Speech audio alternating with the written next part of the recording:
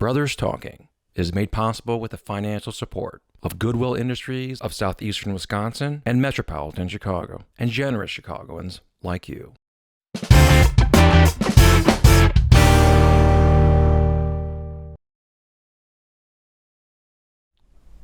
Welcome to Brothers Talking. I am Dr. Obari Cartman, and we are here for the monthly program that will bring a cross-generational group of Black men together, creating a safe and brave space for honest and vulnerable discussion about the challenges, opportunities, fears, and strengths of Black men. The goal of Brothers Talking is to amplify and explore the lived experiences of Black men, the pain, the joy, success, failure, and the resulting pathways for growth and self-discovery. Before we dive into updates on personal goals, let me quickly reintroduce the brothers taking this 10-month journey together: Benjamin Junius, Jordan Sorrell, Daniel Ash, and welcome back Xavier and Reginald Edwards. Welcome, brothers. So we have been checking in on personal goals every time we meet. You have a face already. What's that? You have a face already. Okay. So I wanted to give us the option to dig right into updates. It's been a month or so since we've checked in on personal goals, but also wanted to make sure we acknowledge the fact that two of our members, two of our circle, two of our beloved brothers were in some very, I don't know, what do you even call it? Just crisis-like situations.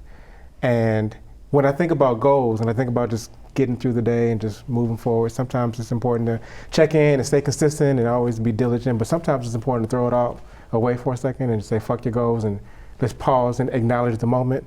So I just want to give us an option to just acknowledge the fact that I'm grateful for you, Brother Xavier and Daniel, for your presence here. Because there was a moment when I was watching y'all timelines and I was like, they might not make it back, this motherfucker. They might like get stuck there or worse.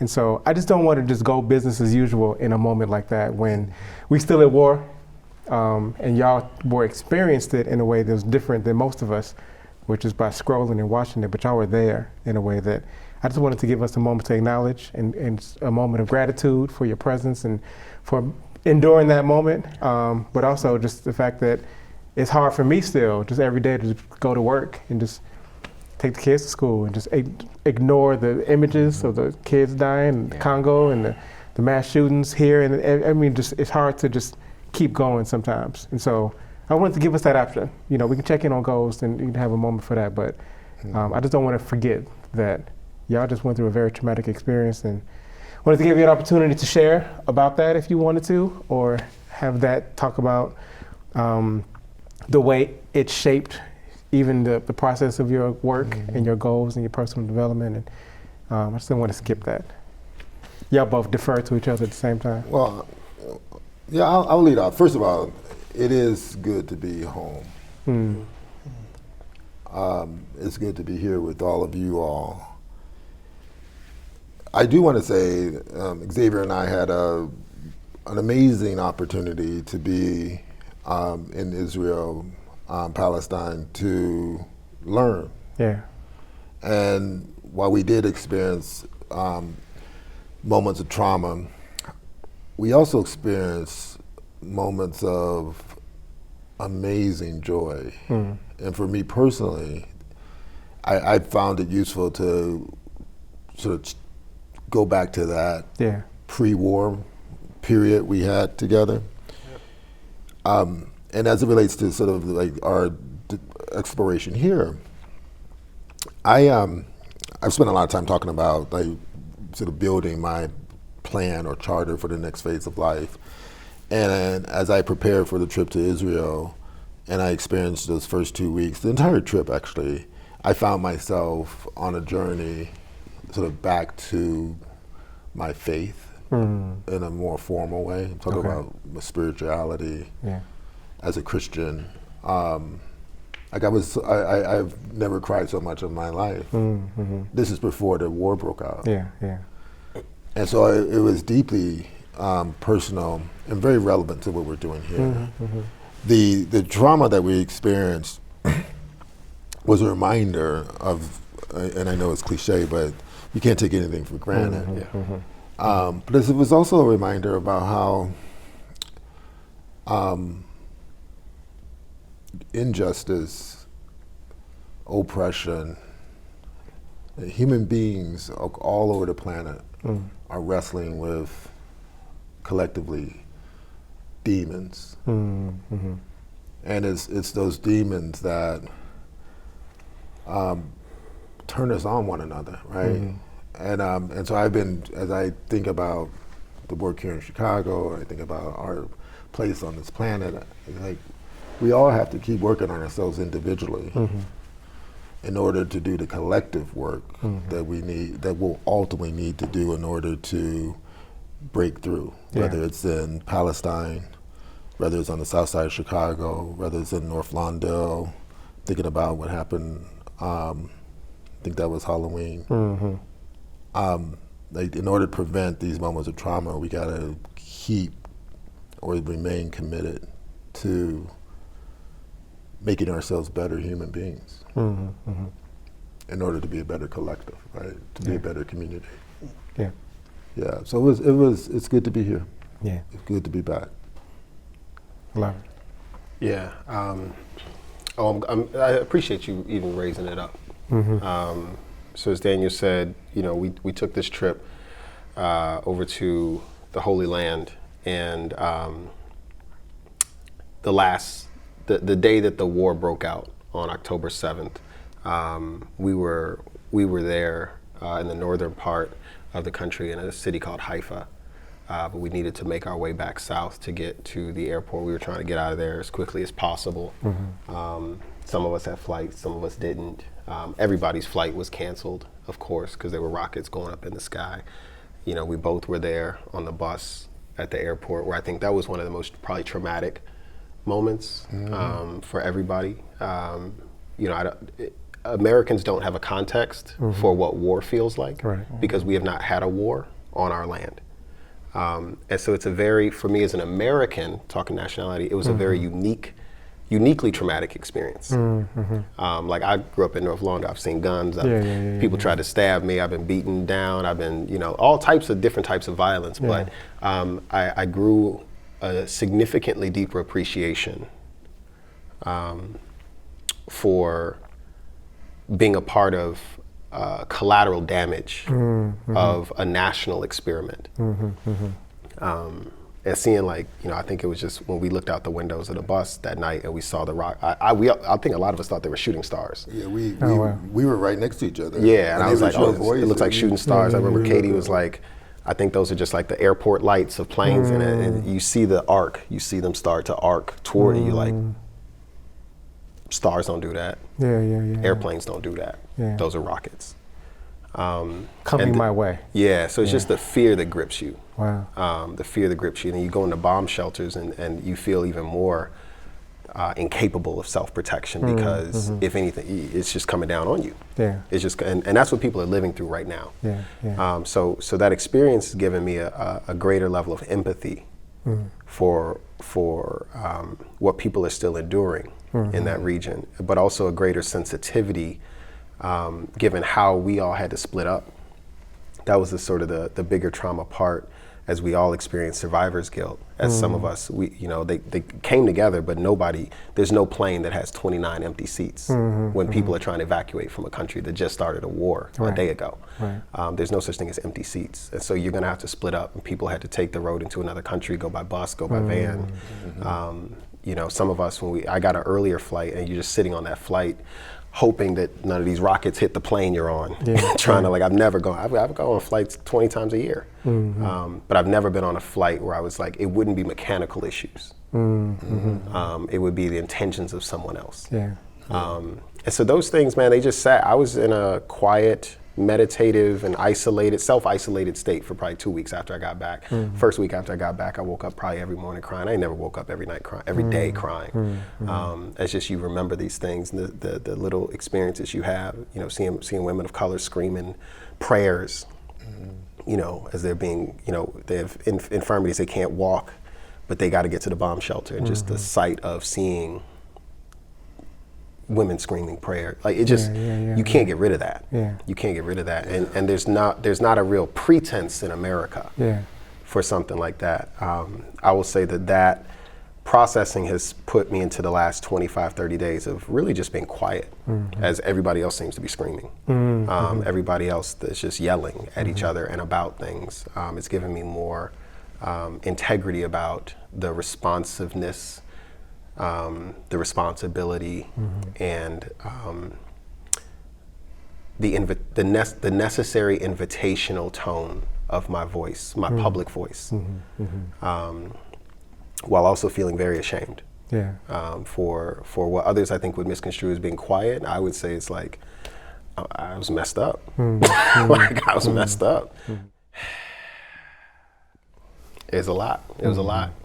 It was a lot. Thank y'all for sharing. Thank y'all for coming back and getting back to work, even though you also needed to sit and be quiet for a while. So the topic for today is that toxic masculinity. And it occurs to me how we're talking about war also, which seems to be a very masculine demonstration. I don't know that we would see as much war if more women were in charge. And I don't know, I'm guessing, it's a guess, all right? I don't know that we've seen in history women leading that turns into the kind of violence that men express when that happens. So I want to talk about that. I'm curious to know what we think about how we process what it means to be in a male body and the assumptions and expectations that go with that, and how we internalize it or discard it, and how we sort of wrestle with it. And I appreciate what you say around not feeling guilty for caring for yourself, even though we know there's certain privileges for being American, but there's a responsibility to be able to sustain ourselves to do work that we shouldn't feel ashamed of. So I just want to figure out how we wrestle with that, how each of us sort of struggle with that, and just have an open conversation about this idea of toxic masculinity. The term is one that, I don't necessarily love, but we're familiar with, and I just want to dig into what it means to us and to what extent we think that the society is better over the last several years that we've been using this term toxic masculinity more often, and just kind of to get us to process what that means to us individually and how it can help us or hurt us as a collective.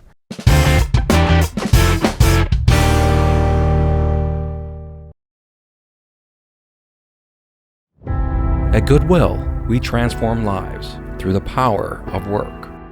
We believe work is at the heart of human potential. Through a bold mission of connecting people to work, preparing people for life. Goodwill Industries of southeastern Wisconsin and metropolitan Chicago is creating meaningful impact in the communities where we live, work, and serve. By eliminating barriers, we are making fulfilling work available to all so that individuals and communities can thrive. Go to goodwillsew.com to learn how to have the power to support our mission.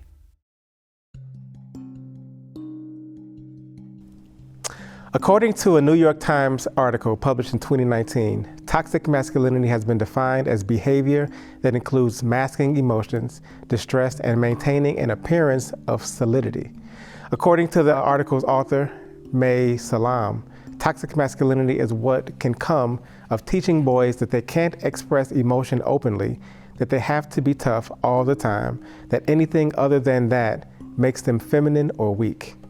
In 2003, Bell Hooks penned and published the novel We Real Cool, Black Men and Masculinity, an account of her interpretation and understanding of black male identity, in which she discusses not only the imperialist, white supremacist, capitalist patriarchy that black men are agonized with, but the way that it impacts women in relationships. Writer and licensed therapist Jor-El Carballo stated in an article via Talkspace that the expectation of steely stoicism can cause black men's emotions to manifest them by harming themselves or others. James Evans, who works as a case management coordinator in the mental health field, stated that from his experience, the expectation of stereotypical masculinity that even when not necessarily spoken of is palpable. Brothers, let's talk about it. So we heard some other people's ideas around what the phrase means, toxic masculinity. I know sometimes there's, a sigh when the word shows up. And so there's this dual, I think, responsibility to deal with the fact that, particularly coming from women, that they are saying that there are ways that our masculinity harms them, and there are ways that as men that we have to respond by taking away the weaponized inherent deficiency of being born in this body that I think has not been useful. And so I'm just curious to know what y'all hear when you hear the term toxic masculinity, if y'all feel like it's been a useful sort of introduction to the language of our society, and what ways we as men have wrestled with or advanced and matured our own understanding of our own maleness and what that means, how that serves us, how it privileges us, how it distinguishes us as black men from white men. Those things I would love to hear more about. So, anybody have any first thoughts? Yeah. So one thing I always think about is, as men, it's like we start from a deficit, right? So when I hear about toxic sounds like a very negative connotation. Not saying that there's some validity to some of the behaviors and things that are experienced by some men, but it's like, well, how do I define first what does it mean to be healthy? You know, how do I have healthy relationships as a man? What does that mean to be in my body, in interactions and spaces and communities with others, versus always the opposite of how do I have to redefine or kind of reconstitute the toxic or behaviors, you know? And so I always put that first and foremost, because I feel like we live such in a deficit culture, like, you know, versus like how do we start from where we have strengths or what have we learned that's been healthy, and what are the things we have to do better, you know, that could be, you know, help us improve overall as individuals. I think for me, part of it was I just was growing up in a culture where there were certain things that were shown or taught that were okay, you know. Like if I was supposed to be a quote unquote man, I had to do these things, you know, I had to act a certain way, be a certain behavior, dress, you know, interact, to do these things. And if I wasn't, I was seen less than, or I wasn't seen as masculine enough. You know, part of my background is I grew up with women. And so I had a different sensitivity than probably the quote unquote normal or guys that maybe did not. And so when I would be in circles or I would be, you know, with people when I was growing up, and as I got older, I necessarily wasn't seen as like, you know, I wasn't tough or I wasn't had a certain swag or a certain thing to me, you know, like I was looked at as being feminine in certain qualities. I'm like, no, it's not necessarily it. That's what I just knew. I just was in that space, you know, and so I never liked that, you know, first and foremost around this whole toughness or what do you have to show and be. I just wanted to be myself. I just wanted to show up, you know, but the society and culture said I had to be something different, you know, and so some of it was, I feel like I caved into some of that, you know, because I wanted to fit in. I wanted to be a part of something. And so, you know, those are things that I've worked through as I've gotten older, you know, that I think, you know, being who you are and in your identity yourself is okay. You know, it's okay if you have to struggle and kind of figure it out, but you got to get in a space where it feels healthy and where you're healthy for yourself. And I think therapy, you know, being around the certain circles and things like that have got me to that point where, you know, I could take all those labels off and kind of just say, who do I want to be and what's my humanity want to be versus this asphyxiation to things, and how does that, you know, persist in at least myself and what I see myself as well too. So, you know, I always take a little bit of exception when we start putting these labels or we start talking about these things, because I just think it could be so messy at times. Interesting. Reggie, what you think? You know, honestly, my mind is drawing a blank today. It's been a long day for me. Just the last 2 weeks have been very long. But when we were talking about toxic masculinity, I realized that I kind of always had a safe space. And similar to Jordan, I've always had the ability to really express my feelings and express my emotions. But I realized that a lot of my male peers growing up, they didn't have that opportunity. So then, similar to what he said, I was seen as maybe less than or as weak or whatever. But I also was aware of why, because just because of the resources that I had growing up. So I was able to realize, like, okay, I can see why they feel that way, but I still am who I am today. And I still struggle with it. I remember growing up with some of my cousins, we had to fight. Like, they would like put us together to fight. I was like, why do I have to prove my toughness? But I will fight, just because I was like, well, I guess I got to prove, that, who I am. But I always knew like I don't have to prove who I am just to be a guy. Like I'm a man just because I am, and I don't have to prove it. I've heard tough a couple times. Right. I hear tough, and I think the thing that I don't like about the conversation is that it assumes that there are certain things that men are and women aren't, and I know a bunch of tough women. Yeah. Right. And I take. So I think that we do this thing where we do like these categories, and when I'm emotional, then I'm tapping into my feminine side, and still trying to keep it strong. I think we try to make it so that I'm still strong in my feminine side, but it seems like I still got to go outside of myself to be emotional. And the way you describe it doesn't sound like you got to go nowhere. You, in your own body, in your own manness, are emotional because that's a very human thing to do, which is also true for tough, also true for aggressive. I mean, you touch a woman's kid, you'll see aggression. Like we all have all of these things, and something about the way we separate them seems unuseful to me. Where you at on this? I think that I struggle when it becomes masculine versus feminine. I think that everyone has masculine and feminine qualities in many different ways. So even there, so what would you say are the masculine and feminine qualities? How would you I think that by a social standard, right? By a social standard, I think that we view femininity in, ironically, like as vulnerability, right? So being emotional, being vulnerable, yielding, allowing someone to go before, and but there's so much strength in it, so that's why I call it ironic. And masculinity for me, I too always had a safe space. One of the best things that I think my parents could have done was gotten divorced, right? Because when Dad was out of the house, I no longer felt like I had to walk with my chest out. I no longer had to consider all of these pieces of who I am in order to like not get picked at or not get criticized. And growing up,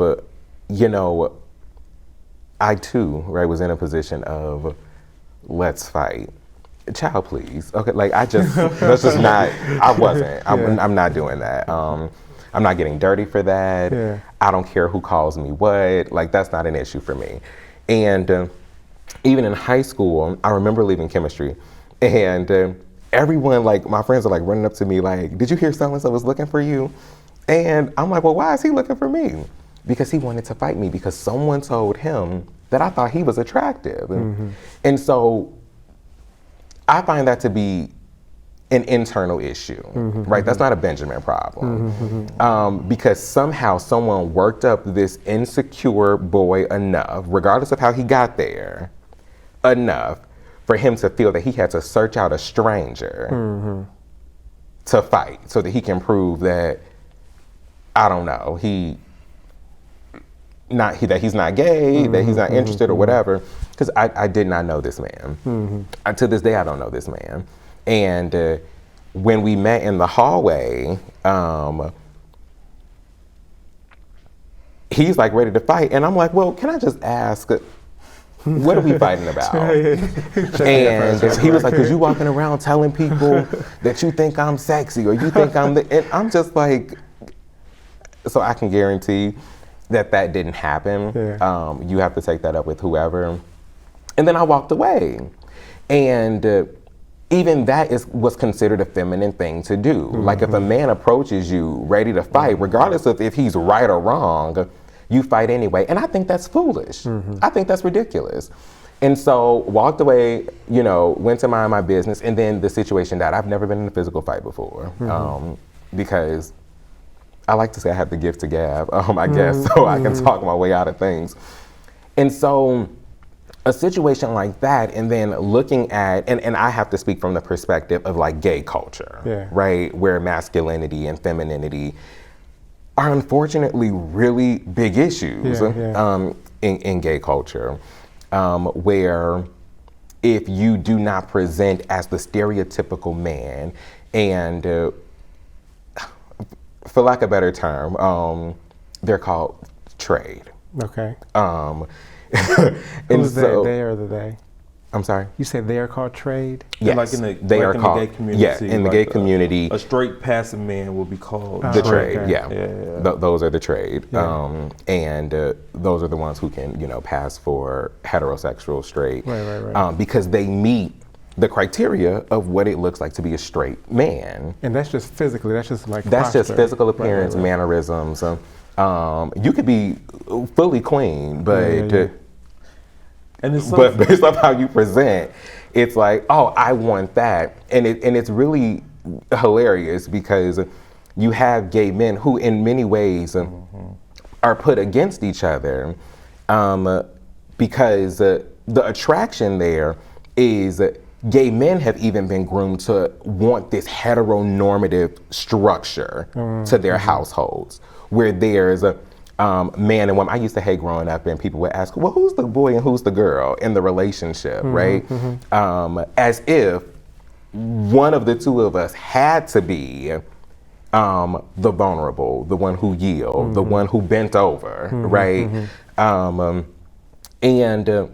it creates such conflict in ways when it comes to dating, when it comes to identifying partners and things like that, because there are some gay men who may display as more feminine. When I say more feminine, let me rephrase. Who may have a different gender expression, right? So their gender expression may not be male. Yeah. Their gender expression may be in between. It may be female.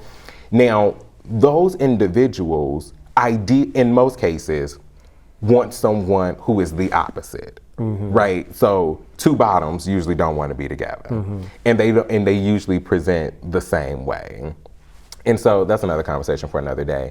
But it begins to kind of bleed over even into gay culture, right. Because you have young men, all men alike, really, who have grown up in households, most under the care of a mom, under the care of a grandmother, and who've had many similar experiences, and then join this what's supposed to be safe community of other gay men, and you find yourselves trying to replicate that very community that you work so hard to kind of get out of.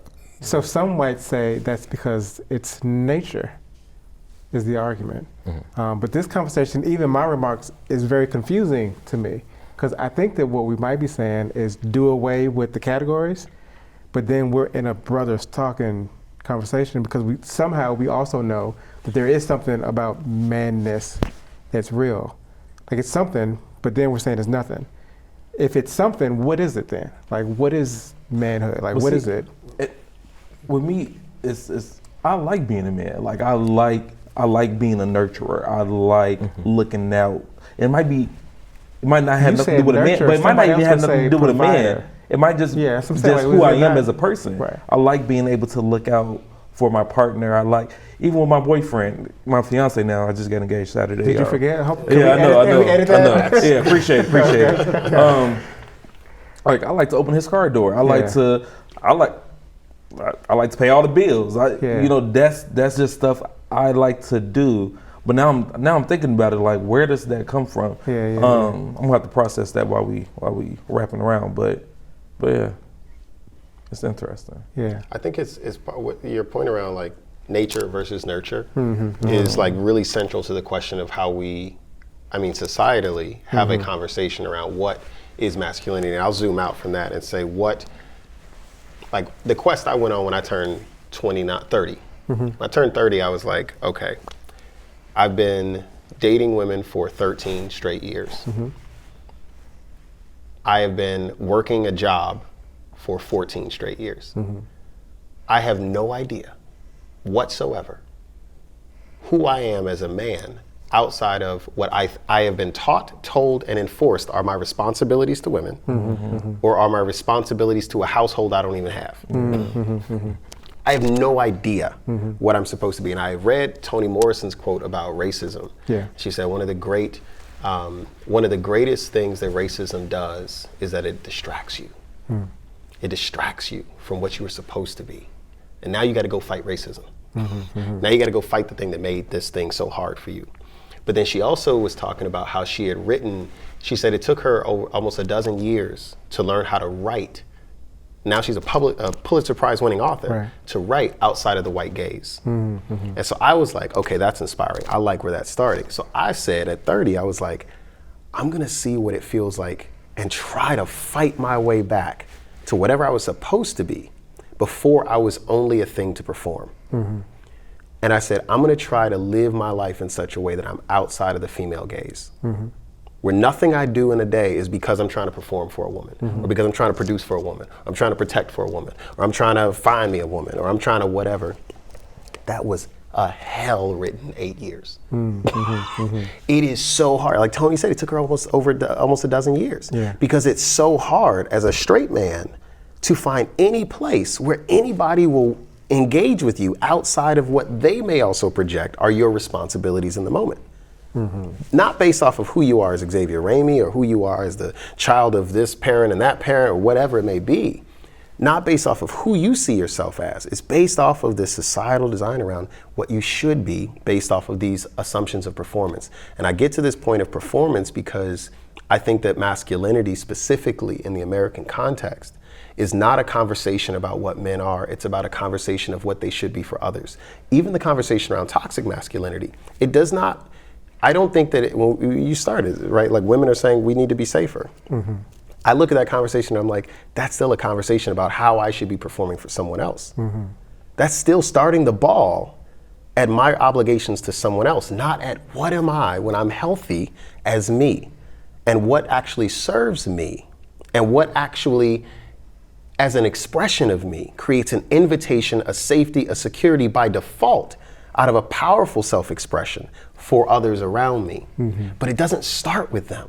It has to in some way start with the I that I am before it can be something that is an I for you, or an I for you, or whatever I'm supposed to be for them. But that, even what I'm saying right now, I think is such a hard concept for a lot of people. And I'm saying that because I've spent the last 8 years, I'm 38 now, I spent the last 8 years, man, when I tell you it's hard for people to wrap their heads around, what do you mean you don't owe me something?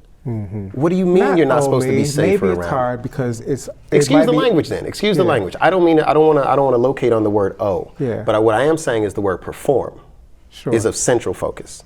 So what I'm struggling with is the back to the nature still. What about the human design and the universe design, the world design, that is interdependence? That the struggle to be isolated first and find ourselves first is hard because we not made like that. Oh no, I don't mean to say, no, about that's not what I'm saying. I did not mean that it's my job to figure out in isolation what I am. I'm always going to want to, I feel that part of my biological design is to want community, but also it is necessary for my survival. I believe that. But the question of learning around people who haven't exercised their insistence of my performance, I do want to be separate from them when I'm trying to heal and I'm trying to grow and be self-defined. I don't think that I grow and learn and heal around people who don't even have a vocabulary for me not having a performance for them. That's all I'm saying. And I think that a lot of women, men, and non-binary, they are all dealing with that because very few of us take the journey, like Tony said, and how hard it was, and there's a reason it took so long to realize just how deep the rabbit hole goes the moment you say, I as a black woman want to write from a black woman perspective, and you realize how race is in everything. In the same way, I as a black man want to understand what it means to be a man as an individual outside of the gaze of women and men and obligation and job and performance. Outside of it's been 8 years. That's what I said, it's been hard. That doesn't mean that I don't do community. It means that I have to understand when someone else hasn't tried to grasp for health in a way that allows me to be healthy as well. I love the Toni Morrison quote. I think the thing that feels different is racism is unnatural. It's an imposition, it's a creation. But there's something about relationships that it seems like my connection to women, there's something performative about it for sure, but what of it is real? It's just That's what I said I experienced in Israel. Yeah. That's why I came back here and I was like, even more, I've now been affirmed that there's something wrong about the way we're doing it here. When I was it was 99% black people on that trip. Yeah. Mostly women. Yeah. And at no point did I feel what I feel when I'm here in America with women. I was traveling with only American women. But the communities that they came from, the ways that they saw masculinity, the way that this trip was orchestrated, the way that we were visitors in another place, like all of that combined for me to have the first experience in 8 years of actually being free. To laugh, to carry luggage and not feel an obligation, to pay for people's coffees and not feel like it was because I was performing. And I was just, I'm sitting back now 3 weeks later and I'm still man, what was it? Yeah. What was it? Because clearly it's possible, and it's possible with women of color, it's possible with women, it's possible, but there's something about the way that we do it. There's something here, and I don't know what it is. I'm just sharing the I don't know-ness, but I'm also saying I'm on that 8 year out of 12 years for Tony, and I don't think that I know that race is a construct, but I also know that the way that we look at masculinity in America is also partly construct. For sure. I know that the ways in which black men specifically are held accountable for and expected to perform what white men have the safety to perform in America is also a construct that is placed upon us by our communities, not without understanding it, but it doesn't mean that that's going to help our health to be asked to perform as only white men have been able to. No, I agree with that. Any of y'all come up with anything that you find has been just genuine, authentically real about your manhood? That's not a performance, it's not a imposition, it's not a construction, it's just like, this just feels like what I was created to do, and it comes out naturally, it expresses itself because it's so authentic. And part of the reason I asked that question is because I do a lot of work with young men, and I think one of the things we try to figure out is, what do you teach? I got sons, what do you teach? If I'm trying to give him a guidebook, a rule, a blueprint, what are the values, principles that I can say, this is what a man do, what a man don't do, right? And is it nothing? Like, is it you just figure shit out as you go along? Or there's some, like, it can't be nothing. Like, I gotta give him something, but what is it? Like, what is the thing to give my sons to help them that's healthy, that's real, that's like, because otherwise they're gonna make it up, or they're gonna, you know what I'm saying, they're gonna get it from somewhere else. And it's foregoing wisdom. Because you haven't lived your whole life as a man. I have to figure something out. There's an inheritance that you have, not have to give, but that you have that can be given. That's right. And to forsake the idea that as an older man, I have nothing to give, and anything I would give is an imposition on the who that you are. Right. Like, there's a way to do it. Right. I just think that there's nothing to give, and anything that's given is now an imposition. I think I don't agree with that. I think that it's important, and the older men I've had in my life, I'm so glad that they came around me. There were some toxic things I now got to heal from, but there's also a lot of instruction and dopeness and healthy things and ways for me to be in community with men that I've grown from and love. Yeah. See, I want to pick up on that because I do feel that the combination of men in my life ultimately taught me how to be free to be me.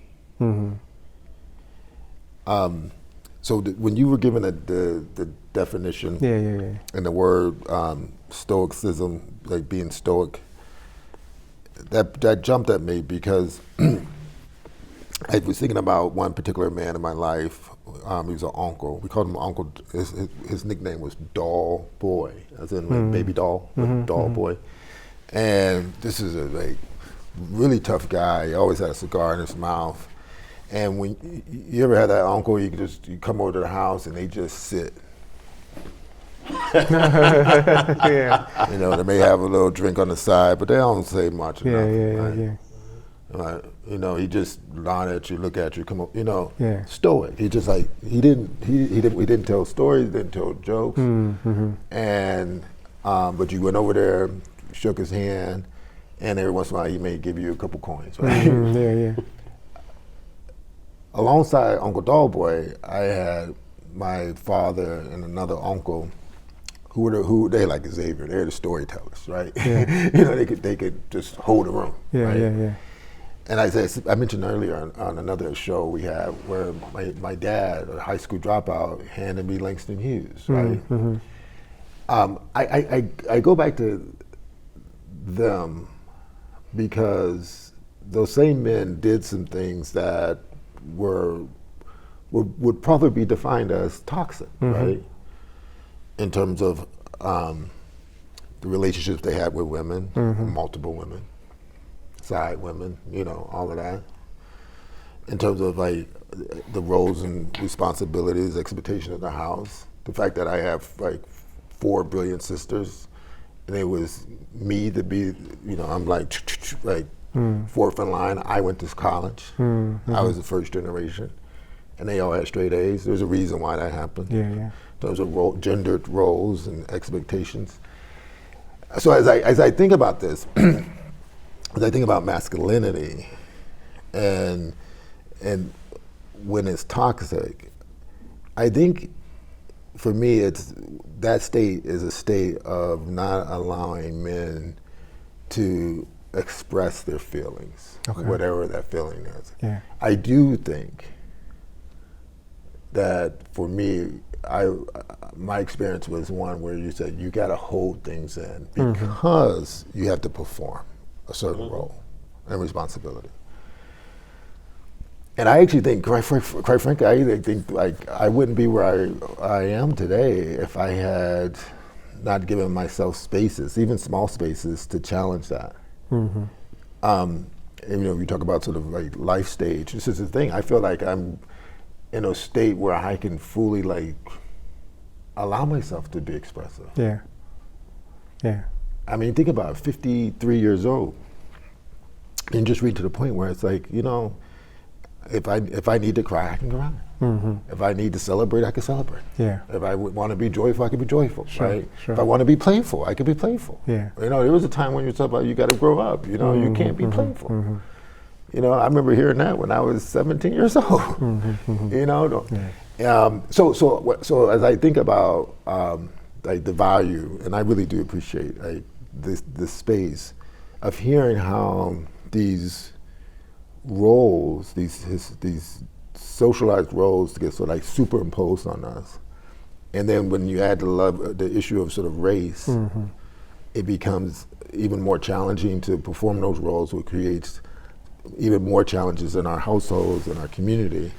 But at the end of the day, as human beings, right, we should all have permission to be the yielders, to be the nurturers, to be the protectors. That's right. Right? To be the earners, right? To be the givers. Like when we get to that point where we truly, I had a colleague of mine, I think her name was Jacqueline Bogus, University of Wisconsin.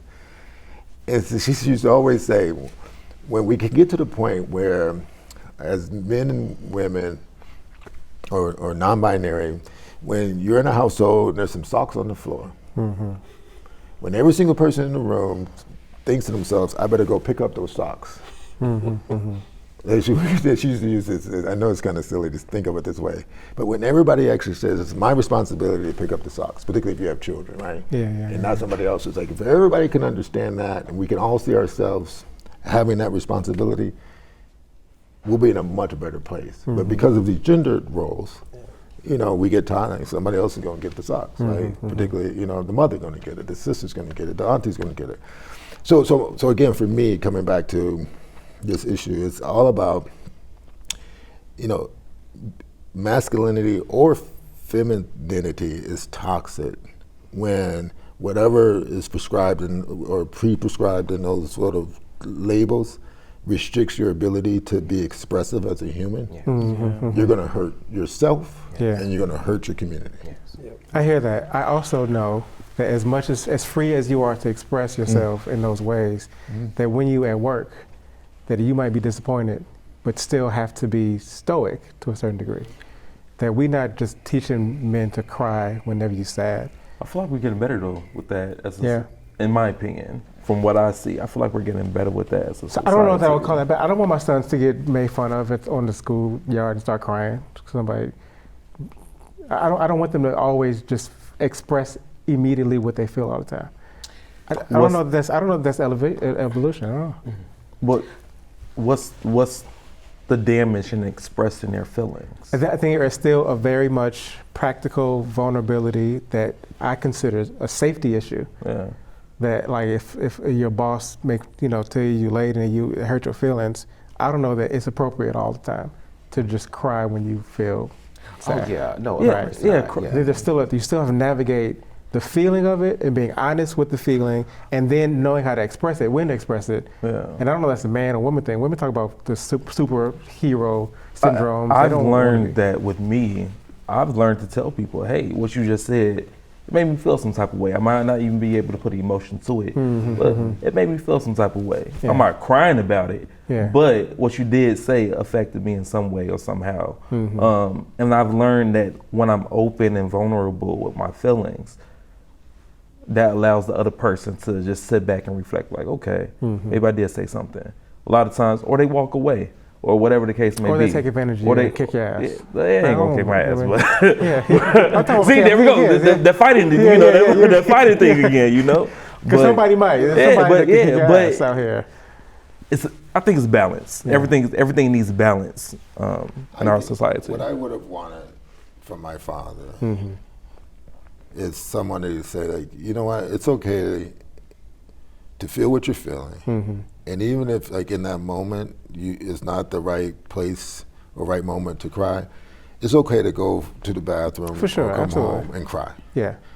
If you need to cry. Yeah. I was taught, again, Just never. like, Yeah. never. You just push it down. Yeah. Yeah. And it wasn't until I realized, like, it's okay to feel what you're feeling. I remember one years ago, I made a mistake.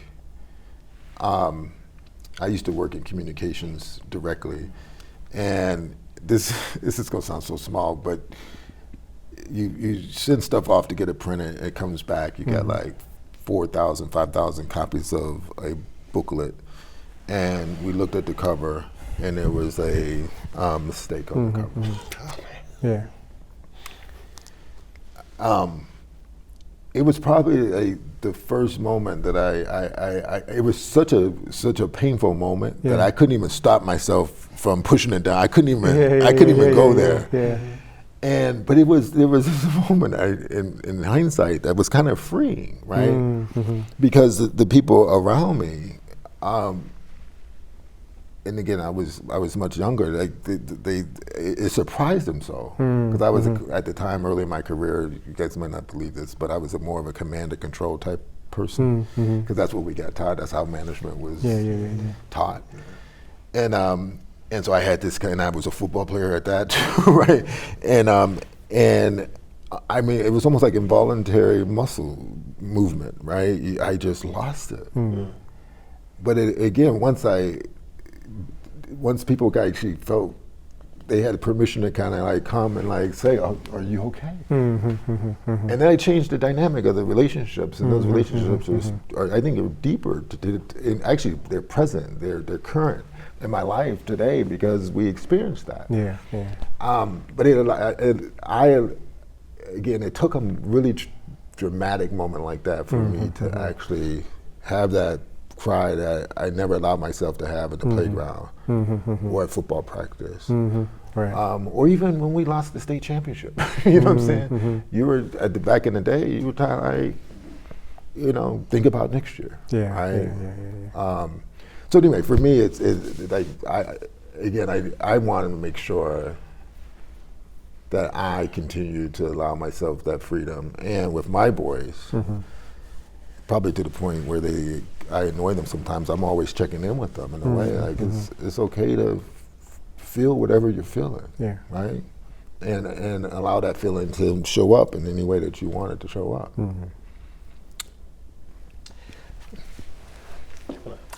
I was just gonna say that at a really young age, I think I learned how to respond, like in times of inconvenience, in times of confusion or concern.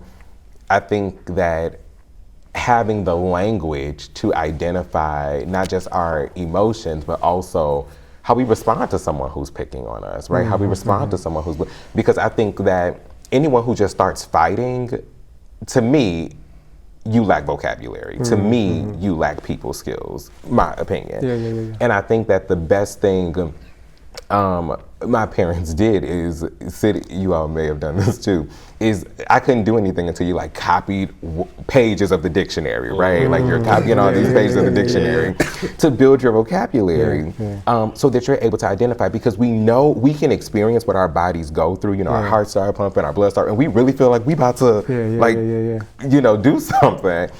And but when we have the tools to respond, and I think as I'm hearing everyone share, I'm even asking myself, like, have I been performing? Or is that just who I am? Right. You know, my mom just passed away a couple of weeks ago, and as we were like preparing services and families flying in, everyone is asking, you know, how are you doing? How are you holding up? And we've kind of been under this microscope of when is he going to break down? When is he going to have his moment of whatever it's supposed to look like? And for me, it's like, well, you know, I loved my mom. She was my best friend, and I am at peace with what that transition was. But people thank you. But you know, people have been looking or picking or like checking in to waiting on that moment to happen, because there's almost this expectation that it's supposed to happen. And for me, I'm like, well, decisions have to be made. You know, I'm coordinating this because in my mind, you know, I'm one of 7 children, and they're all, nothing wrong with being emotional, but they're all very emotional creatures. And it's just, someone has to have a head on, you know, to be able to respond or to be able to do different things. And so that's kind of the role I took, but not because you're a man, because you might have a skill set. Because, exactly. And I think that people make this connection of, you know, of manhood and assume that, okay, Benjamin is at some point like going to break, and we're going to be here when he falls apart. And it's just like, it's just not who I am, you know, but there's so much beauty in. And I think there's a really fine line. And I think Xavier went to this earlier, where it's like, it's just so ingrained that it does kind of cause me to question, was I built this way? Is this really who I am? Is it a performance? Because I'm so accustomed to, that's what it's supposed to look like. It's supposed to look like But my thing is, at the end of the day, if you like yourself who you are, then that's okay. That's okay. You had a closing statement. We got to wrap up. Yeah, I think that one of the challenges of I was going to say addressing masculinity. That's been, I'm trying to get away from that for the last 8 years.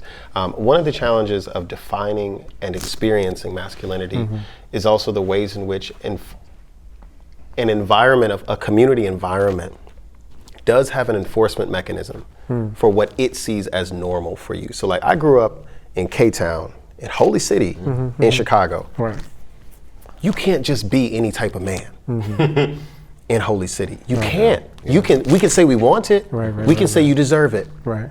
But there is a certain type of specifically man that will be successful. When I say successful, I don't mean in corporate. I mean physically safe and make it to 18. Right. There are certain traits that may be, like I was the gift of gab person too. And I had, for my neighborhood, very much my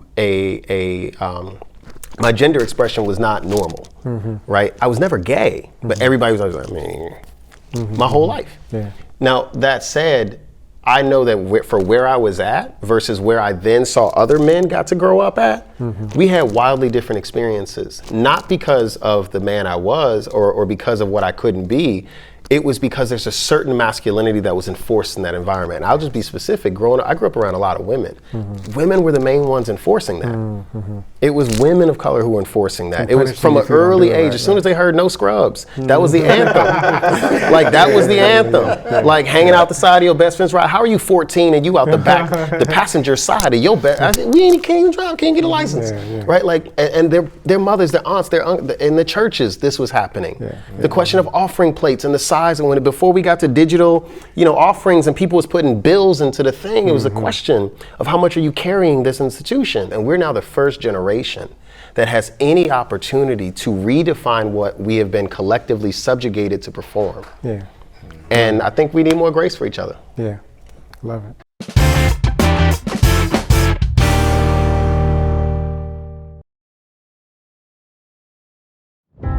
At Goodwill, we transform lives through the power of work. We believe work is at the heart of human potential. Through a bold mission of connecting people to work, preparing people for life. Goodwill Industries of southeastern Wisconsin and metropolitan Chicago is creating meaningful impact in the communities where we live, work, and serve. By eliminating barriers, we are making fulfilling work available to all so that individuals and communities can thrive. Go to goodwillsew.com to learn how to have the power to support our mission.